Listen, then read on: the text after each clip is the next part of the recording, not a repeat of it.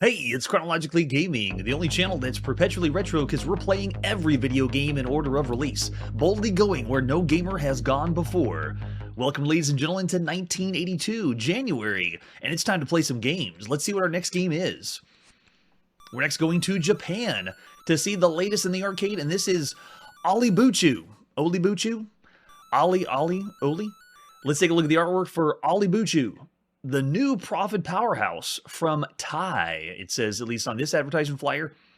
And there's an example of the arcade cabinet from the side. I am very confused.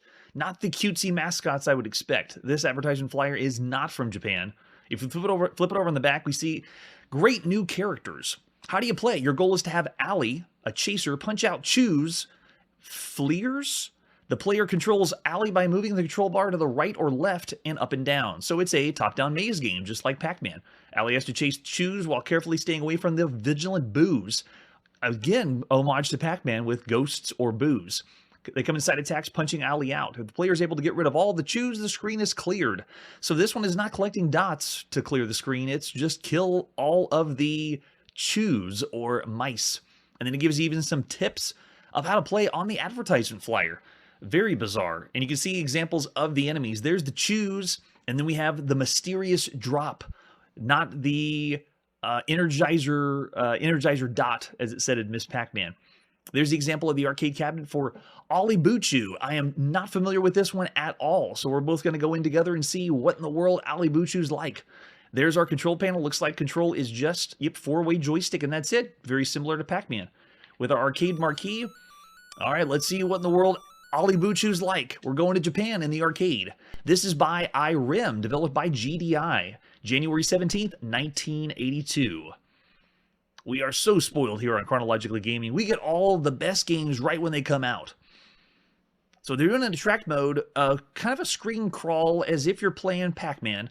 But you can see it says Oli-Boo-Chu is a round character just like Pac-Man. They're just ripping off so much here. All right, let's see what it's like putting a coin in and pushing start. They can take all my yen. It seems every arcade game has to have a ditty when we start off.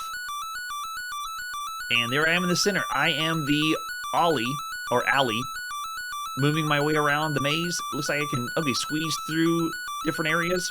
But I'm just going around to kill the rats. I have no button, so there is no way to do any power-ups. I just move with the four-way joystick. Controls are pretty simple, and not getting a lot of opposition from the other enemies. I do see the boos, the bad guys coming at me. Oh, but there is a dot over here. Let's see what the dot does. But what's up with the music? It's the exact same pattern over and over again. Now, I just picked up the dot, but nothing different happened. I don't even know if that was a power-up. It feels like I'm playing a poorly knockoff of Pac-Man. Did they miss a few notes on the emulation? Because that was the exact same thing over and over again. Oh my gosh. The ears are bleeding. And there's my death. Yeah, not the... We've played lots of other really good Pac-Man clones. But this one, it's subpar. Music for sure, but you gotta admit, the gameplay, where's the power-ups? There's nothing except avoiding the enemies. They make it they make it like it's something new that the enemies can go in and out or squeeze in and out of small holes. And then, of course, the rats have different areas that you cannot reach. But let's see what happens if I get enough. No, the pellet on the side does nothing. Yes. Maybe they're hoping that you pump more yen into the arcade cabinet to turn off the music. Now, we didn't continue further on Oli-Boo-Chu, but this one is one maze. So what you saw is all it is. I was expecting maybe a cutscene because that's what the attract mode has, like this. But it's very bizarre. IRIM, you got more to live up to. Now, if we're considering this based on other arcade games, we've seen some pretty amazing arcade games, so this one is far below anything else we've seen. Oli-Boo-Chu is, at the surface, looks like it'd be something good, but I'm going to say of all the games we played, it's a 2.5 star for arcade game quality. I could even go close to bad, but no, it still plays well. You have an idea and an objective how to play. We'll still say 2.5 stars. Oh, yeah, right? Well, that could also be the emulation of not capturing exactly what the sound was for the system. All right, so after a disappointing arcade game, who knew those were out there? Let's move on to our next game. It's not a game at all. This is the latest issue of Softline magazine. Let's take a look at Softline, the magazine for the Apple II. January 1982. Cover shows us that shoplifting is a crime on the original Pac-Man arcade. They have a really cool article on that we'll be checking out. And then we have an ad by Penguin Software, the leader in Apple graphics. So this one isn't about games. It has, the graphics magician, graphics system, special effects, and so forth. We'll breeze by that ad. And then for the table of contents, we're going to go through the whole magazine, so we don't need to go over that. And then we go to the direct line, where people can write in. And this one doesn't do what Analog Magazine does. It's not troubleshooting. It's actually just talking to people and getting answers. Like someone wants to have someone program Baccarat on the Apple, because no one's done that yet. And I'm sure they will, because if we're playing every game, we will see it. And then this one's an article, which one's the ultimate? Someone comparing Wizardry to Ultima, and they prefer Wizardry, which I would find surprising. I would consider most people going for Ultima at this point. Yes, right? I don't think so, but you'll see why. All right, so we have Apple graphics, and then let's scroll through our next ad. This is Bez MX by Bezman. There he is, the mascot in the bottom right corner, right above my shoulder here. Now, this game was technically released in 1981. The only copy I could find, I couldn't get to run. So we never even showcased this game. It's a strategy game for the Apple II. And back whenever I was doing 1981, I didn't even consider putting in games that were broken. I just left them out completely. So if someone has a copy that does work, that will run this on Apple II, we might check it out. But in the meantime, moving forward, all the games that do not run correctly, we're still going to say, here it is on the show, and then just press forward. All right, so let's keep scrolling through. We got a few more letters written in. Some fun stories of different things that have happened on their system with the Apple II. In the bottom left corner, we have some software. Oh, for everything. The Apple, the Pet, Atari, the TRS-80, and the CPM. With Wizardry, looks like, oh yeah, $41 at least this software distributor. Man, amazing playing that one off. And then the next section is the new players. Who's new out there in the software world? And they give a nod to Gabelli Software, founded by Nasir Gabelli. And it's just kind of showcasing the stuff he's gone through, Cyberstrike, Gorgon, and Firebird, Pathfinder. And we've already seen, I think, a few by Gabelli Software. Of course, we've seen Nasir Gabelli for a while now, and he's going to continue to pump out some amazing games. And then another software company that's not as well known, Turnkey Software. They say they have a game called Ceiling Zero. Soft Talk, which might just be software, but not too familiar with that one. Turnkey Software doesn't ring a bell. And then the next article is about the Chess Championship. That's right, the 12th Annual North American Computer Chess Championship held November, Los Angeles. Played, I guess, people playing against the computers of who's going to be the winner. And bear in mind, playing chess on computers was a big thing in the early days of computing. I'm talking 50s and 60s. Getting a computer that could play chess against you was a big deal. Still kind of a big deal in 1982. And then we'll breeze by the rest of the article about that. All right, move on to here. This is the Apple II Graphics, which is a segment that Ken Williams does. He's an associate publisher for this magazine, which there's lots of ads by Online Systems and Sierra in here. But this is another of his spiel on graphics for the Apple II. As non-developers, even if you are not a developer, you want to check it out. But for the purpose of our channel and playing games, we'll just breeze by that. Here's an ad for County Fair that we've checked out. Pretty good for the time. What is the price on this sucker? $30 for County Fair. That is way over, considering what the game is. It's just a shooting gallery game. It is very good for the Apple II, but yikes, $30 is up there. And then the next article is about something called ultra res or resolution. So we are already seen video games that call themselves high res or high resolution graphics, especially on the Apple II. This person's talking about what they consider, they're calling it ultra res. It's not a real thing. It's them predicting the future, which is essentially, this article is about taking a picture or a photograph and digitizing it to make it so it's on the computer, which we're going to see a lot more late 80s, early 90s. And it's kind of cool of them talking about it now, but they refer to it as ultra res, past high res. And there's an article for, what is that, Annex? Now we'll breeze by that. And then we got a big old spread for online systems, all the high-res adventure games up to this point, 1, 2, 3, and 4, which we just saw on the Apple II, Ulysses and the Golden Fleece. Yeah, there is Cranston Manor. But yeah, we've checked out all of these. If you want that graphic adventure game, that's where to go. Yeah, the interlace and the way it does the artifacting, it was very different. All right, so Softline, game line reviews. And these are for games that have come out that we've seen. They do this like the usual for the time reviews. They just give you information about the game itself. And on the top left up there, it's Crossfire, which we've played on, I think, 3 or 4 different home computers. It's okay for the time. Pretty generic shooter, and it's fun. Next one is for Dark Forest. This one is a game that we sadly couldn't get to run correctly. So if you look it up on our spreadsheet down below in one of the links, it's a game we didn't get to play all the way. It's a strategy game, kind of a fantasy strategy game. And they say it's pretty cool for the time, but you got to keep in mind, we got Wizardry, Ultima, and a few really big role-playing games or fantasy games that are much bigger heavy hitters than that.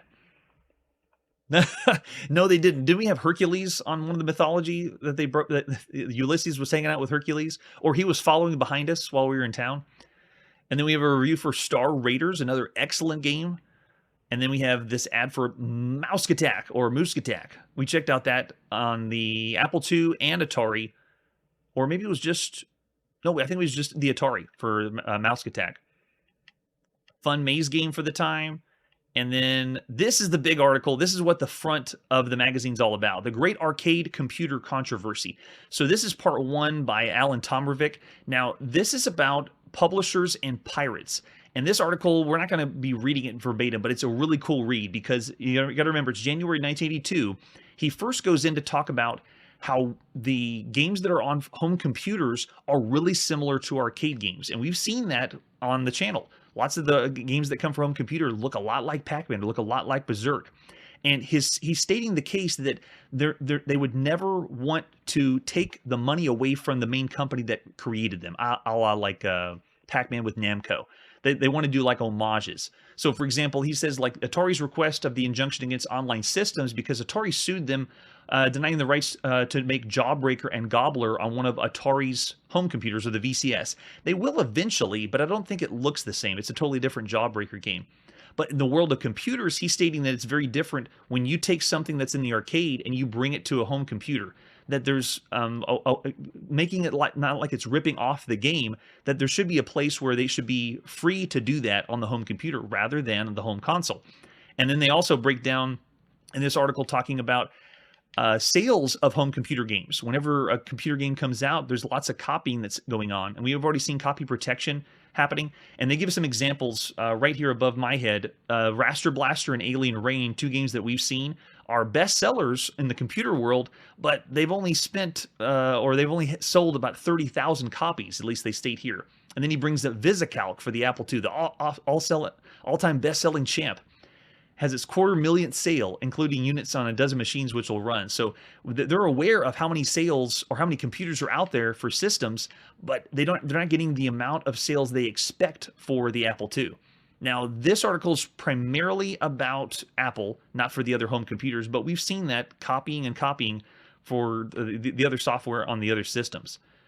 And it's a really cool read of what the state is for copy protection and bringing games to the arcade that are obviously linked to Pac-Man and linked to Berserk, ones that are very familiar, but not that they're trying to take away from that. And then we interrupt this article for an ad by Threshold that we have checked out on the channel. Another one by Online Systems. They get a whole spread up for it. Yeah, let's move down to the end. So the article is pretty lengthy, but I wanted to get to the end of it because they state at the end kind of what they're talking about, that personal computer owners are not by their nature lawmakers. Most that have become pirates have done so unthinkingly as part of pioneer syndrome. All that's required is pre-ordered priorities. In other words, he's saying that we're taking games from the arcade, bringing them to the home computer. It's not like we're doing it to be pirates or to be malicious. It's just part of trying to branch out and get games available for people to play on your home computer. And then we go to an ad for Crossfire. Another one, I think this one is our... it doesn't say exactly what what it's based on. Crossfire was the one that was a lot based on Targ, really close to Targ. All right, now we go to games, education, and myth. And this one is about the educational system with video games, and like we do with most educational games on the channel, we'll breeze right by this one. And now we have a kind of a cool type-in game. They did this one really well. This is Alien Comics. It's a game, and they have a full spread making it look like it's Action Comics by Superman or DC. And so you can see Attack of the Three-Toed Ogre is the name of this game. And it has an article where Ken Rose, who wrote the game, gives you an idea of how to play the game, what the game's about, how he decided to make the game. So this is a type-in game, and here it comes. All the code you need to play the three-toed... Wait, was that the title of the game? Attack of the Three-Toed Ogre. And so you can play that game if you type it all in. So this is another one that we're not showcasing on the channel as a type-in game. It's So I didn't want to have to work to type in and make the game run for us. But there it is if you want to check it out. And here we go. One of the biggest games from the time. In Time Lies the Answer. Time Zone. We're seeing this in Softline because it's coming up. It's like right here where you can order and play. So we'll be seeing this one soon. But just bear in mind, look at the price tag for Time Zone. This is High Res Adventure 5, but they got rid of the moniker High Res Adventure. It's just Time Zone. $100. A video game for $100. They went all out on the marketing. Look, it looks like a movie. And it is a huge game. And we'll get into more details when we check that one out. But just bear in mind, $100 for one video game. That's insane. In 1982. And then we have an ad for the Graphics Magician. We can breeze by that, by Penguin. And then more of the code for the game to play. And then we have some more game reviews. We got David's Midnight Magic.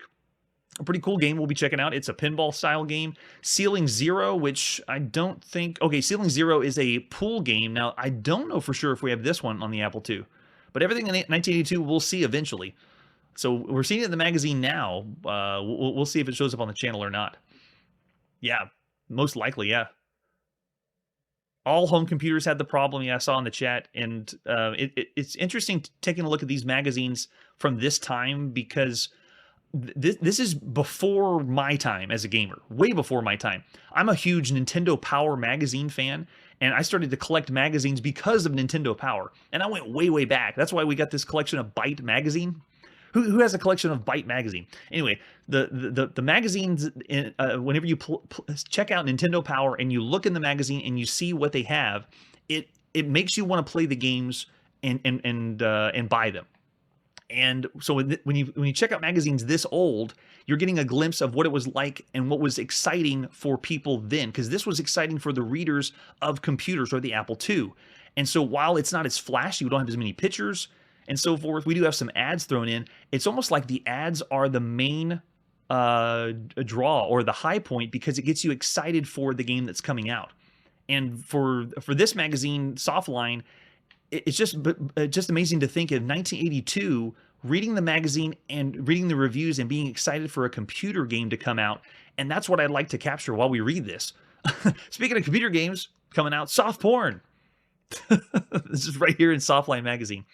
So the ad is about the game itself, and it does say at the very end, soft porn is hopelessly addicting. Chuck Benson deserves credit for being the first to plumb these depths on a computer commercial basis.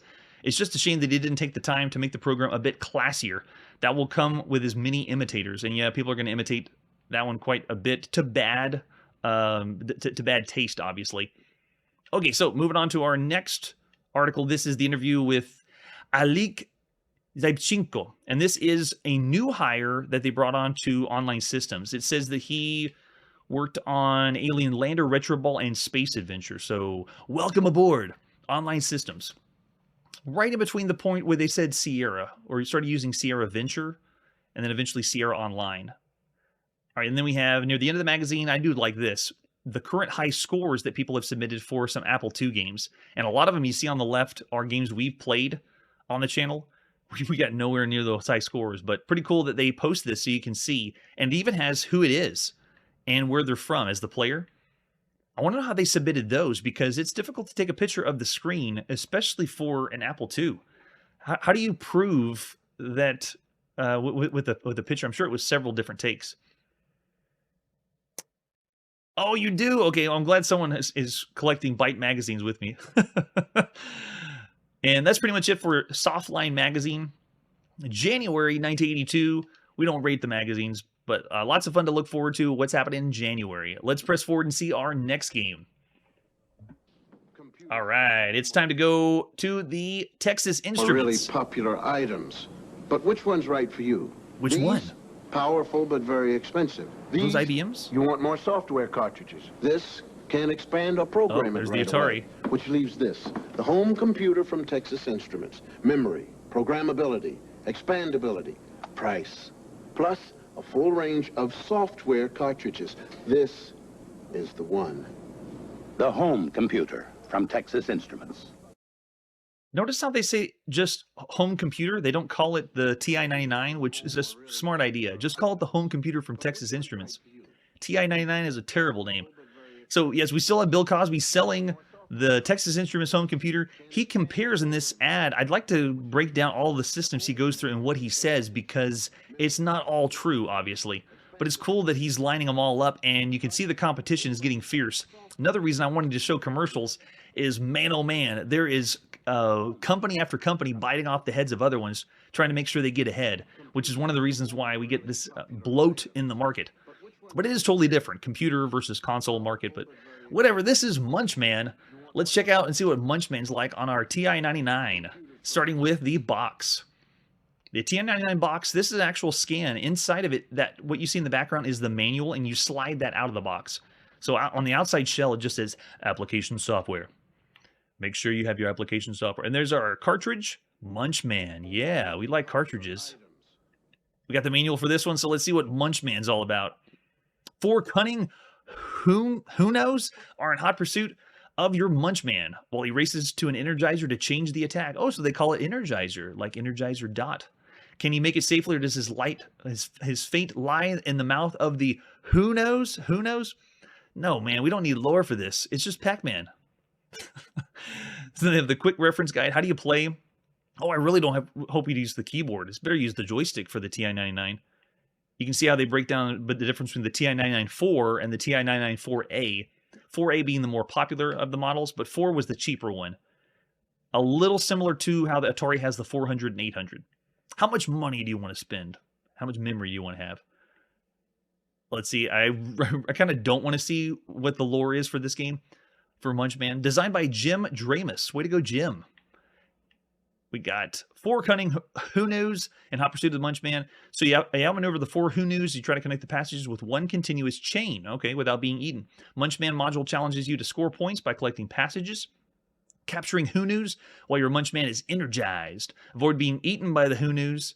Movement on the screen can be controlled by the wired remote controllers or from the keyboard. Whoa, has the TI-99 always been calling them that? Wired remote controllers? Like it's a television? Munchman's available on solid-state software. That's right, cartridge. Using Munchman command module, there it is. How do you put it in your system? And play, and then begin. Now, where is... Okay, if you have disk, how to use it on disk. Get started, push the key of how you want to begin, and then you become alive. The demonstration game shows up, so it has an attract mode. And then, does anything about the game itself? When it says, are you ready? Use the keys to move around the screen. Okay. Then you got 3 Munchmen or 3 lives. After Munchman leaves the protection of the base center, he cannot return. You pause. This is way too long. This is just Pac-Man. It better have multiple mazes or a way you can design games. We're halfway through this manual, and I don't think we need this much information for a Pac-Man clone. The object is to connect the passages with one continuous chain without being eaten by a who knew. Who knew? You begin the game with 3 chances to connect the passages. And there's 4 cunning who news. 4 energizers give your Munchman power, so it's the energizer dot, just like Pac-Man. If Munchman captures one, they're placed in the center of the maze, just like in Pac-Man. Got it. What is different, though? The chain is different, but what in the world? There's 60 levels for you to master. The first 20, they change shape. Beginning in 21, they repeat the cycle. As you reach the higher one, they become more difficult to outmaneuver. Eventually, they move faster. And then, okay, so we know that there's more ahead of time. I don't know if that means different maze, though. Maybe 60 levels are all the same. And then when you eat your last one, you kind of go back to hitting redo, which is on the top. But what in the world? We still have more manual? What else is this? Oh, it's all the legal mumbo jumbo. Man, Texas Instruments, they make their games so much like software. Yeah, right? I don't know if competing with Intellivision would be true, because their main competition is all those computers Bill Cosby's showing on the show. But yeah, maybe in competition with the largest manual. All right, here we go. It's January 18th, 1982, and this is Munchman for the TI-99. Who's ready to play? Let's go to Texas. And we want 2 for Munchman. Press any key to begin. We got an ominous background happening. Now, Munchman's using the same kind of trope we've seen, which is let's make the Pac-Man type character eat candy or food, because that's what he does in the game. So let's munch and eat. We're pressing any key. We're in. Let's go. Are you ready? Yes, joystick does work. Works very well, like we usually have on the TI-99. What in the world? The Energizer is the state of Texas? Because they're on the TI-99? That is hilarious. The sound is very muted. Usually we get something a little louder on the TI-99. Oh, there you go. The sound effects are up there, but the sound of me making the chain is very low. But the game is called Munchman. I'm not munching anything. There are no dots. There's nothing I'm eating except the state of Texas. And I'm making a chain instead. So it's not really... I'm not really Munchman. He doesn't live up to the name. So making the chain is really a lot like Mouse Attack that we played on the Atari home computer. We're building, like, pipes were in Mouse Attack, and this one's us building chains. Okay, what did I miss? Gotta blend this one together. And this one. There you go, and you make all the chains, you move on to the next level. Good work. Are you ready? So it doesn't do anything until you move the joystick, and then you go. I'm ready. Move. Go, go, go. It is a nice touch that when you pick up one of the Energizers or the state of Texas, you move faster. Oh, you have different enemies now. Do they have different patterns? Let's see. And I believe that the maze changed a little for us. That's cool. Uh-oh, not good. So I think it's switching it up just a little bit, which is nice. If they're going to have 60 levels, they better. Notice, though, the lack of how charming it is. Pac-Man or Mrs. Pac-Man has, you know, the music playing. They have, like, the cutscenes. It's very, very quaint. Uh-oh, we have no more power-ups, right? Can we do it? Go! Oh, what am I missing? Where do I need to go? Oh, let me see. Where did I miss the chain? Oh, little tiny one over there? Okay. Got it.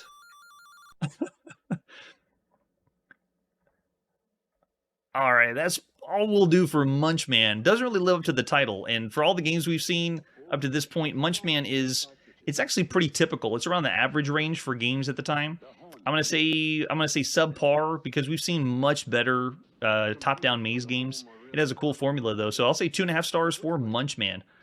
And I'd say this being a little generous, because it's Pac-Man. It's a top-down maze game. You did have fun with it. I did have fun with it. But considering the other games you can play on home computers, Munchman is small. Let's see what our next game is. All right, we're now going to the Acorn Atom in England. This is Adventures by Acorn Soft. Let's take a look at the artwork we have for Adventures. This is 4 different text adventure games: Adventure, Dungeon, House, and Intergalactic. There's the cassette tape, and we have the cassette tape here on Chronologically Gaming, but sadly, the cassette tape will not load. So this is another title on the Acorn Atom that just won't budge. If you want to give me a good cassette tape, we'll play it. But if you want to take a look at what it looks like, it's really similar at least in text, as something we saw on the Coco with a black background. But it is all different text adventure games, so it's cool that there's a compilation, but they're all very, very simple text adventure games. So for the time, I'm going to say that's a bad title. Even considering it is a compilation, if someone wants to prove me wrong and give me a good cassette tape, then bring it on. But we'll say 2 stars for Adventures on the Acorn Atom. And continue our quest playing every single video game. Moving on to, this is the Atari home computer, and this is Babel. Let's take a look at Babel and see what Babel's all about. Going to the box. Yes, we got the full box. This is by Joel Gluck. Good job, Joel. Originally on the Atari Program Exchange cassette. Flip it over in the back, and does it say anything about the game? I don't think so. Everything on the by APX just has business information. Yeah, nothing about this game itself. Sadly. Cool box, though. Let's see what other artwork we have for Babel. We have the cassette tape, and then just an example of the screenshot. All right. We have the manual, though. Manual will tell us everything. Let's see what Babel's all about. For the Atari 800, we shelled out the most for this. Now, this is another title that could have been released right at the end of 1981. You can see some copyright information because APX picks this stuff up and then gets published sometimes numerous times at different points. But for sure, this came out January. All right, so let's see what we got for the game. Babel is a fast-moving 2-player game packed with sound effects and graphics. You and your opponent race to build biblical towers of Babel to reach the stars overhead. Ladies and gentlemen, that is the very first reference of anything religious in a video game. But I don't think this is like a religious educational title. Use your joystick to lay bricks that let you climb to the stars. Yeah, no, it's not trying to play something like Wisdom Tree video games. You climb to the stars and score points by touching a star. You win the game by outscoring your opponent, but you can lose at any time if you box yourself in with bricks. In addition, building too precarious a structure will cause you to fall and lose points. Just when you think you finally got the game screwed up, you can become victim of a celestial event that can occur, the wrath of the heavens. What in the world is this? Play Babel for preset goals, set your goal, or open in a game. Babel has 3 levels of difficulty, and you can see we got cassette or disc, 24K on disc. You know we're playing on disc. We always play on the best here. And you got any problems, you can write them. There you go. If you have any problems with Joel's programming, there's the address. How do you load the game? We can breeze by that. What do we do next? First display screen, does it have options? Because we're going to play on Atari. We usually have an option that we can switch things out. Let's see. Oh, it does give us different options. So we'll be selecting from those when we start the game. But then what happens when we play the game? Yeah, type a game and then start the game. The play field is white stars against black heavens. Initial scores of 10 points at the top of the screen for players red and green. Okay, so it looks like a 2-player only game. Don't have anybody else with me, so I'll get a second controller ready. You have to build your way to the stars, and you score points by touching them. You move the joystick. We'll be playing on the Atari VCS joystick. Controls the flashing red builder, and the joystick in Jack 2 controls the flashing green builder. You automatically lay bricks when you move around. So you push the trigger button on the joystick and move straight up, or allow your builder to rest. You can't move through walls. You can't move straight up unless you're adjacent to a wall. What? This is so bizarre. So of originality, this game's way up there. You risk falling when you have no bricks beneath you. If you fall, you lose points. What? And then we have the Wrath of the Heavens. Should you incur Wrath of the Heavens, you get no warning. You'll notice a severe penalty for falling once you've scored at least 2/3 of the points necessary to win the game. In level 1, you're spared the Wrath of the Heavens. But then we have celestial events that will happen. It looks like maybe comets coming from the sky. But the idea is to score points and make a tower that goes up to collect the stars. And then they have our helpful hints like we do with other Atari games. Build a tower in an upward diagonal zigzag. Helps prevent injuries and falls. If you know you're going to fall after a celestial event, position the joystick for the best direction. Beware, the Wrath of the Heavens awaits you. What? This is crazy. And the game automatically ends when touching a star. One player score equals or exceeds the goal. So it looks like you set the goal number of points and then play again. And if you play an open game, you just keep going until you agree to stop. Okay, so very bizarre game. Did anyone get that in the manual? Because I didn't. We'll see what happens when we load it up. Looks like we got the cassette or disc. We're going disc. Pop it in that disc and playing some Babel. January 20th, 1982 by Joel Gluck for APX. What in the world is Babel? I know I got to use a joystick, which is awesome. Return now to those ancient days when people tried to reach the heavens. Ooh, cool ambiance. Atari ambiance.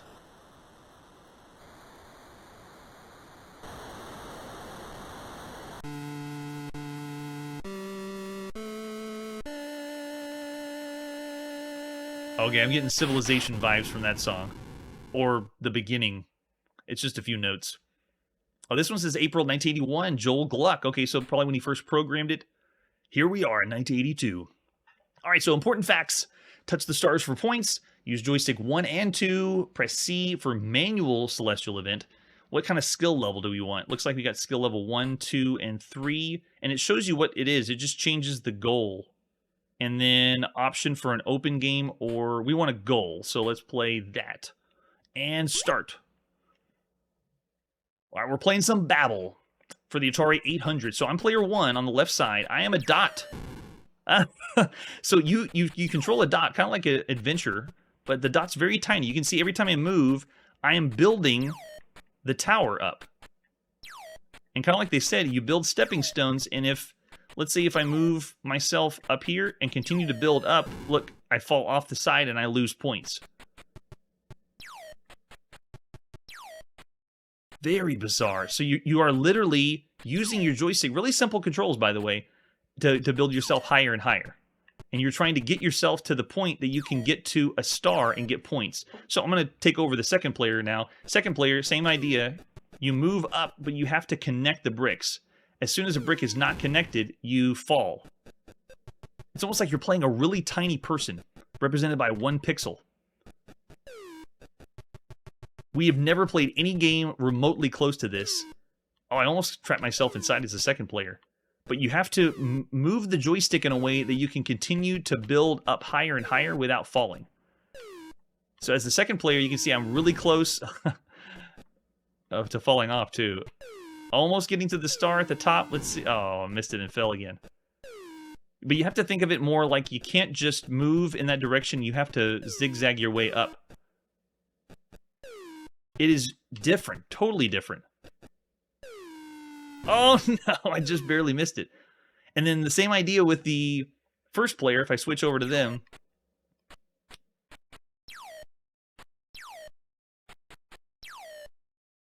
Oh, did I get it? What? I'm on the star. Pick it up. Oh, do you have to... What? Am I stuck? Oh, no. I can't... I'm stuck on the star. Does that mean the other person doesn't get a star if they do it? Oh, man. Yeah, so it looks like whenever you get that or you get to a certain amount of points, then you win. But this would be an interesting game to play with 2 people because you could have your friend playing, if it was the first time, figuring out the controls to make it work to build the tower up. So a very different idea for the time. I'm going to say it's still around, if you think of as far as fun, it's different. So I'm going to say 3.5 stars.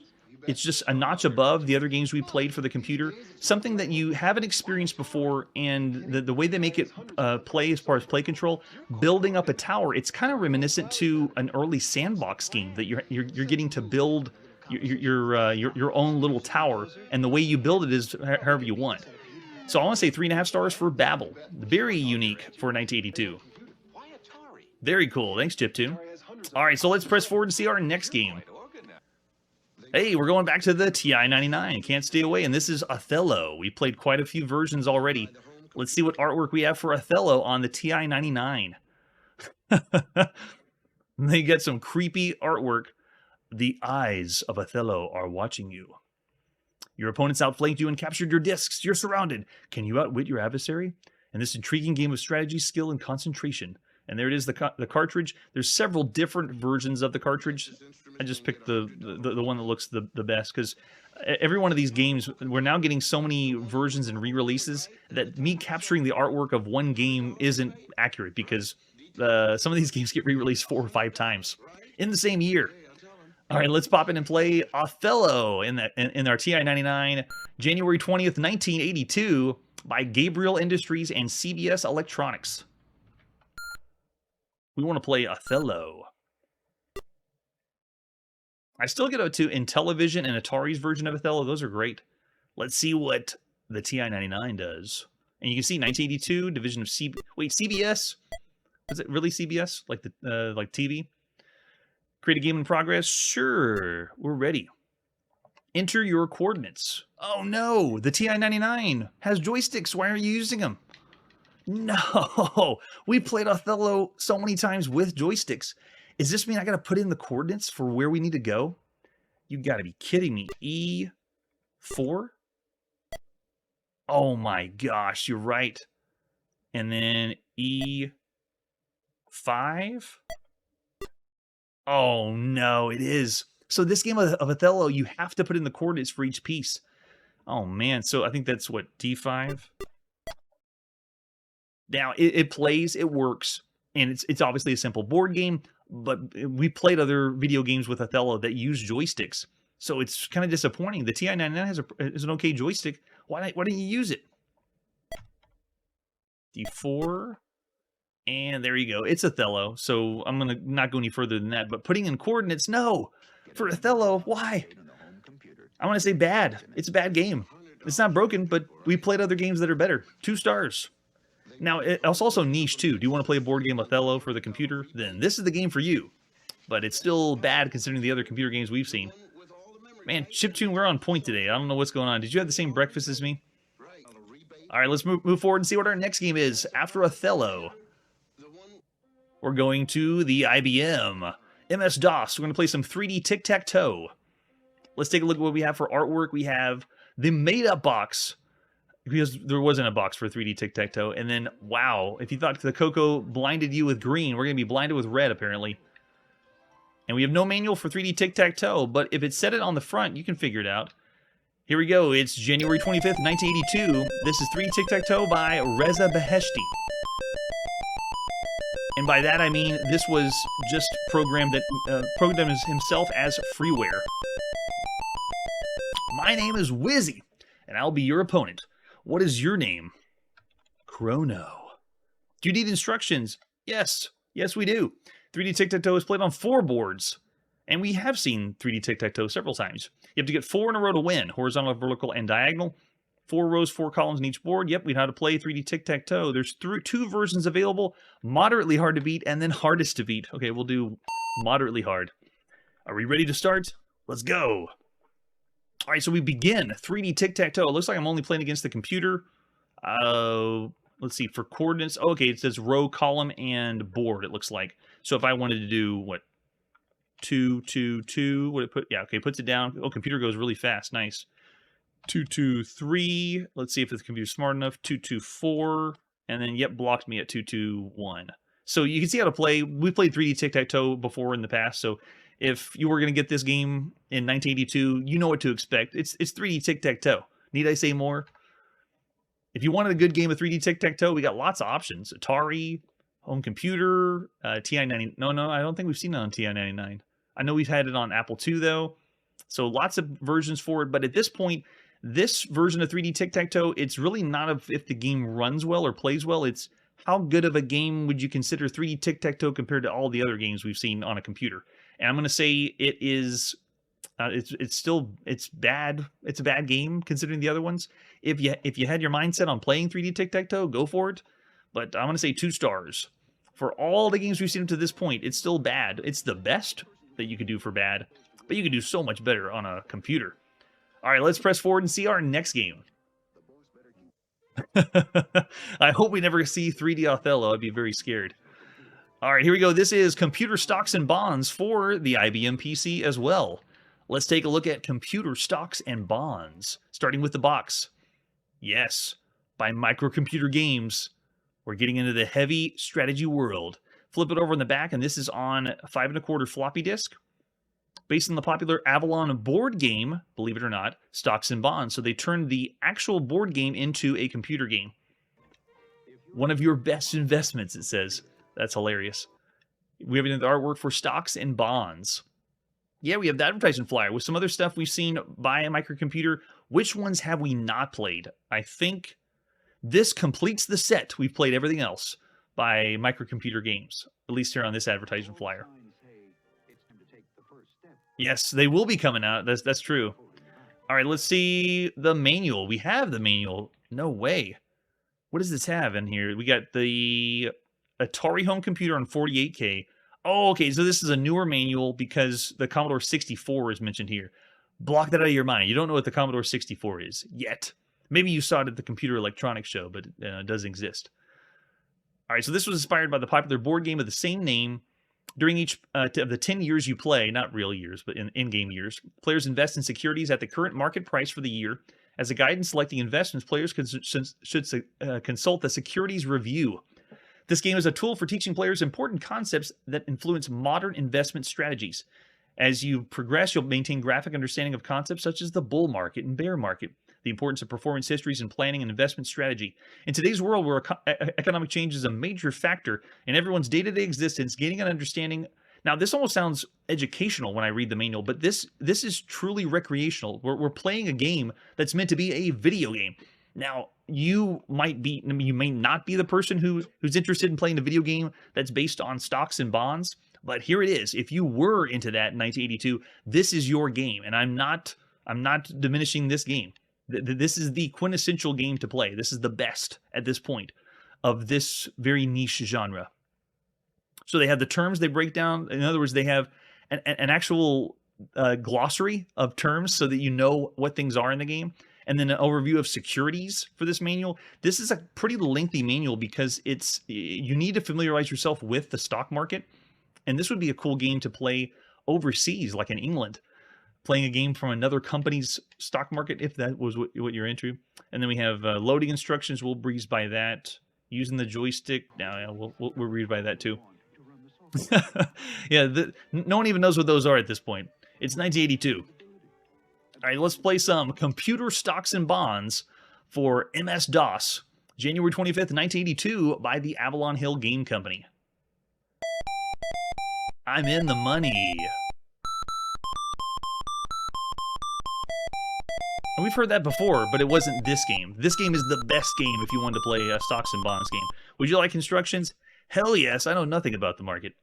During each of the 10 years of play, each player invests in securities at the current market price for the year. You guide in selecting investments, players should consult the securities review and price history graphs. And all this is like what was played on the board game, so it's just the board game in a video form. Each IBM will determine the market for each year. Chances are 50-50 for a bull or bear market. And then, oh, look at that, page down. I remember that. Using page down to go page to page in DOS, love it. Determining current market price of stocks, dividends and interest, stock splits, worthless stocks, closings, and then, oh, it's back at the beginning. Okay, let's play. How many investors? So this game allows 6 people to play. Okay, we'll just say 2 for now. And then their names, we'll say Chrono, and last person was Chiptune. It's a bull market. That means good. Bull means good. Bear means bad. Corporate unexpectedly relinquishes its monopoly on major product after a lengthy antitrust suit. Growth Corporation -10. Yikes. And then it gives you the price board. Now, all of this, whenever you bought the game by Avalon Hill, you had lots of the pieces similar to the board game. So it's giving you examples and stats on paper. So in the box, you had a lot of stuff that was laid out. Not just the manual. There was a lot more than that. And this one is not considered a board game computer hybrid. You can play it all on the computer game, but you're going to have a lot of papers around to help you as well, which we don't have all the papers, so that's why we're not going to get super far in this. So whenever you start, it is a turn-based strategy game where you look at the portfolio and then you decide what you want to do. You make choices: buy and sell securities, display price history, security review, and then you can look at instructions or end your turn. So if I want to say buy, actually we should be selling if we're in a bull market. But anyway, we're not here to teach you the stock market. The first 2 letters of any name and then type enter. So if I do United Auto, it'd be what, UN, right? So how many shares do we want to buy? We'll buy 20. And you can see our net worth is calculated at the bottom. It shows you how much we bought, the price of it. And then as the market changes, you make decisions on whether it was a smart investment to buy. Obviously, you want to buy low, things that are worth a low amount of money, and then see how they progress. Now, if you were into this, this is awesome. So chronologically gaming is not partial to a certain genre over the other. This game is obviously only going to appeal to a few people that are into that, but if you are, this is so cool. So for all the games we've seen up to this point, it is a very well done game, but it's not really the best you could play. I'm still going to say it's around average for the time. No one was complaining for the other reviews that I've seen for Computer Stocks and Bonds. So I'll just say 3 stars. It's very average, but it's still very good for 1982. But that's not all. We have Computer Stocks and Bonds for the Atari home computer, and it is slightly different than the other one. Take a look at the box for this. This is the one we're going to be playing on. This one is cassette for Computer Stocks and Bonds. At least this box. We're still going to play on disc. If we can play on disc, we always will. Any other information we have for Computer Stocks and Bonds? Yeah, there we go. We're going to be playing on disc, and on the Atari home computer, it's called the Deluxe Edition. Ooh. Totally different manual for this one. They kind of slim it down because this one can be played with an Atari joystick. When we played on DOS, you had to use keyboard only and then hot swap with your friends if you had 6 friends that wanted to play a stock simulation game. But we can play with joysticks, and you can have 4 joysticks on the Atari home computer, bear in mind. So this game allows 4 players, and you can have 4 joysticks plugged in, and you all 4 can play Computer Stocks and Bonds. Please tell me in the comments if you and 4 friends ever played this game. I would be highly amused. All right, that's pretty much all I wanted to show with the manual. It's the same or similar rules, but we can now play with joysticks. So awesome. All right, yeah, this one's saying we can do cassette or disc. We're playing the deluxe edition of Computer Stocks and Bonds in 1982 by Avalon Hill. Getting 4 people to play on your Apple home computer is awesome. We've seen Asteroids 4-player. We've seen, I don't think it was Missile Command. Oh, and Space Invaders. So it's awesome that you can play with 4 people, but getting 4 people to play this one, that's rough. All right, we're in Stocks and Bonds. Do we need to speed this sucker up? I'll fast forward a little bit. There we go. This game can accommodate 1 to 4 players. How many will there be? We'll do 2. And then player 1 will still say Chrono. And Chiptune is still with me. Whoever's last in chat gets to join in. I need a few seconds to set. Oh, we'll fast forward that. We don't have seconds here. So this one even has a ticker at the top, which is kind of cool. But the way it works is when it begins the turn, you push your button. I'm going to push the red button on player 1 and then push the red button on player 2. That tells you, or it tells them that they're both ready for the next, there we go, to make decisions. And now you both make decisions. Can we do it at the same time? You can. So, just bear in mind, we just played this on for MS-DOS, and now we're playing on the Apple. This is allowing 2 people, or relatively 4 people, work together, so it's not a turn-based game. So if you wanted to play the better version of Computer Stocks and Bonds, it would be on the Atari. So this is a really cool game if you like that, because you get to see what you bought and shares change over time. Again, I know I'm preaching to the very small crowd, but still cool, and it's going to be a higher rated game, but I'm still going to say about 3 stars for both of them. But if I could tip my hat, it would be the Atari version for using the joystick and having 4-player capability. Too cool. And with that, let's press forward and see our next game. We're now going to the Commodore VIC-20, and this is Duck Shoot. Duck Shoot is part of a compilation called the Tiny Tots 7, which is that for kids? But we are going to Europe to play this one. There's an example of the screenshot. Let's boot her up. It's January 25th, 1982, and this is Duck Shoot by Analog Software. I'm not expecting much from this one. Looks like ASD to fire? No, wait, it's got to use the controller, right? Let's see. F1 to fire? No, it doesn't even use the joystick. Oh my gosh. So there's my move left, right, and I can use F1 to fire. Oh my gosh. It's so slow. We've played shooting gallery games that are highly enjoyable. This is painful. And slow. Oh man, no. No. Duck Shoot is way down there. It is part of a compilation, but you're still terrible. Half star for Duck Shoot. Moving on. Playing every game. All right, here we go. Welcome to the Apple II, ladies and gentlemen. This is Time Zone for the Apple II. And there in the background is Dick Cavett, still selling for the Apple II in 1982. So let's look at the artwork we have for Time Zone. This is the one we just saw in Softline magazine. This is High Res Adventure 5 by Online Systems. Massive game. Massive. Oh, wait, we have this one 3D, right? Yeah, Time Zone. Too cool. This game took a year, at least they said, took a year to make. This game is made up of 6 5.25 floppy disks. 6. There's only one other title that is that large in size that we played on the channel. I believe it's Fantasyland 2041. And you can correct me if we've seen other ones, but 6 discs to play one game is insane. There's the ad. In time lies the answer. Awesome artwork. Lots of marketing went into this one. It did not sell well because 6 discs. This cost $100. You had to pay $100 for this game. Time Zone is one of the most ambitious games we've ever seen on the channel. As far as how this is a graphic adventure game like the other ones, but it's very long, very complicated. The puzzles aren't super cryptic. They are cryptic, but it's more they wanted to stretch this out to give you a really long playthrough. Yeah, right. And we got the manual too for Time Zone by Online Systems. Oh no, Time Zone's not for the beginner adventure.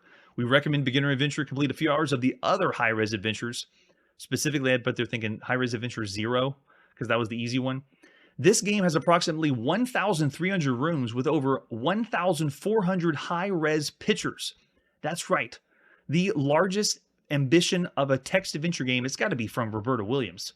Yeah, over a year in the making. Spent over 6 months writing and designing the game before the first line of code was actually written. From the first day she introduced the project to online staff, Roberta Ken and Bob Davis, who wrote High Res 4, Rourke Wygant, Jeff Stevenson, Warren. Okay, there's a lot of people involved in this one. More than just one person doing it. This is the biggest online systems project they've ever embarked on up to this point in 1982. Oh man. It is so big, and it involves time travel. So we're going to be going to different places.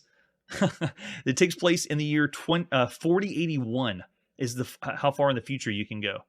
And it looks like the game begins in 1982. You're taking a stroll in the field surrounding your house one day, and while walking, you encounter a strange pulsating metal cylinder. When you enter it, you discover it to be a time machine. You fiddle with the dials and levers and learn how to control the machine, and your journey through history begins. So that's why this game is so big. They do what is an adventure game? They break that down for us. Thanks, guys. That's nice. Oh, man, yeah, lots to do in this one. And they give an example of an adventure map.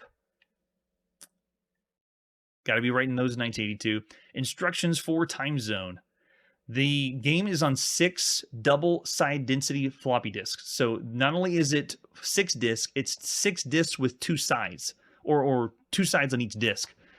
Massive. So massive. So and you also need an extra disc to save. So not only does the game come with 6 discs, but you also need a disc to put in whenever you want to save the game.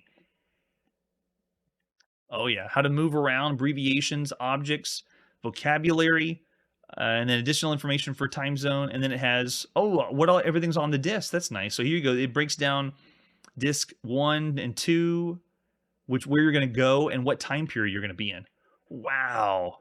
Oh, that must be the future. Neberon. And there you go, signed by Roberta Williams, authoress of Time Zone. So cool. What else is down here? Is this just blank pages? Yep, a whole lot of blank pages. Thanks. Yeah, I know. Whenever we get to Windows, I distinctly remember we're now in 1982 and 6 floppies is too big. But, oh man, I'm very excited for when we get to 32 floppies, or 3.5 floppies for DOS and Windows. We will eventually. All right, so this one, you can see here, there's all the discs and sides for this. This is nuts. All right, let's pop into play some Time Zone. Released January 30th, 1982. And you can give or take a few for that one, because it depends on when you ordered it to get Time Zone. But that's when we're playing it, of the release of Time Zone. Yes, here we go. Pressing the key to begin. What do we want to do? We want to play the game. And it says right there, so this title has High Res Adventure 5, Time Zone, but the front box just says Time Zone. And this, oh, I see. This is version 1.1. They had different iterations of this one. Obviously, with a game of this size, I can't imagine taking 1 year to make. The biggest one ever. Do we need to speed up? And right off the bat, got to switch discs. So you're taking the same disc you had, and you're flipping that disc over. And after you flip the first disc over, then you can begin the game and go.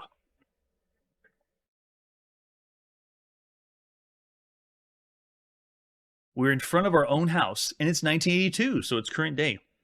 Go house. I don't know if that's going to work, but we'll give it a shot. As you awaken from a very heavy night's sleep, you're daunted by the memory of a strange dream. Although it's not entirely clear, you can remember significant portions of it. A terrestrial guardian or keeper of sorts has chosen you for the task of securing the Earth's future by destroying the evil ruler of the distant planet Neberon, and offers you ability of time and space travel in order to do so. Somewhat nervous by the realism of your dream, you decide to take a walk to clear your head. You're in front of your own house. Oh, so we can't go door? Go door. You already know your own house quite well. Besides, there's nothing special inside the house. Isn't that funny? The first graphic adventure game by Online Systems was Mystery House, where you have to go in. And now we've graduated to the point that we don't even care about the house. House isn't a big deal. Let's just go for a walk. All right, so let's go north. We'll go for a walk. Fine. Oh, you're in the field of dry grass. There's a strange-looking machine here. It appears to be pulsating. What do we want to do? Look. Machine.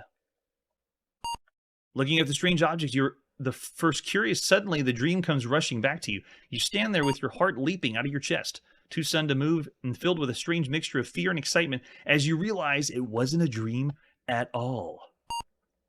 You're being in a... Oh, okay. Appears to be pulsating. Yeah, same thing we read before. Got it. Enter machine. There's no door, so we can't say go door, which should be the command for every text adventure game. We're in. Yes. You're inside the time machine and hear a faint humming sound. There's 2 dials and a lever with a button next to it. All right, so let's do get mask. And we got it. And it changed it. So I wonder if they count that as 2 screens. Because they had to draw this, and then they redraw the second screen without the mask. Whoa, 1,600 high-res graphic screens. Amazing. All right, exit machine.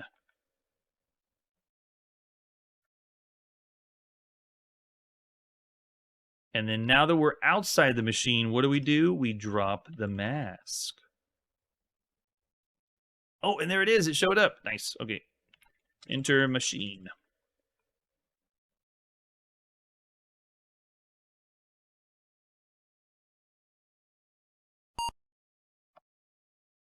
Sit chair? Because the 2-word text parser. Okay, the chair is comfortable. As you sit down, the machine seems to come to life. You're inside a time machine. You hear a faint humming sound. There are 2 dials and a lever with a button next to it. Whoa, what? Oh, interesting. Now, usually there's a way to switch back and forth, but all you need to do here is just hit enter. That's nice. Examine blue. There are words written on the blue dial. They are as follows: Europe, Africa, Australia, Antarctica, Asia, North America, South America, interplanetary. So what do we want to do?